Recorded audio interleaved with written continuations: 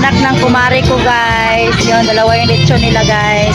O diba guys, invited kami guys kasi magkaibigan po yung banano, no, anak na yun guys. Yun naman.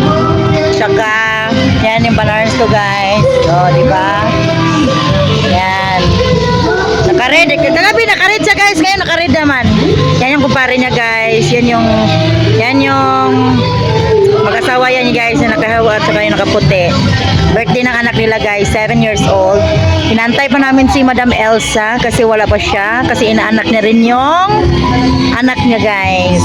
Inaantay namin. Kaso wala pa siya kasi hindi pa daw dumating yung pamboy ng gasolinahan nila. Yan, kumare ko din yan guys. Ang may-ari nito guys is Tuan. Kaibigan din namin guys. Diba guys? Yan guys. Yan. Magkaibigan yan sila guys. Yan siya guys. Para lang sila mag-uyap guys. Diba guys? Maganda dito guys. Talaga. Sobra. Kaya dinadayo kahit malayo. Naantay ko si Vanessa. Kanta na! Kanta! O diba? O lechon ka mo dala! O lechon. Bakit yung papapang? Itong kanta mo ka. Sige na, go!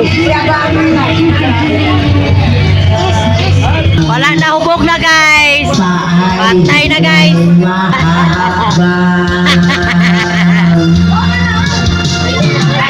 Kaya, kasama mo ito sa kwarta gali.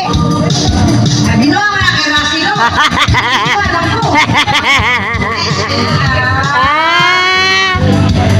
Ay! Ikaw yung sunod na dito. Go!